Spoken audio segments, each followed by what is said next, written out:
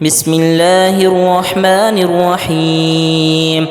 ياسين والقرآن الحكيم إنك لمن المرسلين على صراط مستقيم تنزيل العزيز الرحيم لتنذر قوما ما أنذر آباؤهم فهم غافلون لقد حق القول على أكثرهم فهم لا يؤمنون إنا جعلنا في أعناقهم أغلالا فهي إلى الأذقان فهم مقمحون وجعلنا من بين أيديهم سدا ومن خلفهم سدا فأغشيناهم فهم لا يبصرون وسواء عليهم أأنذرتهم أم لم تنذرهم لا يؤمنون إنما تنذر من اتبع الذكر وخشي الرحمن بالغيب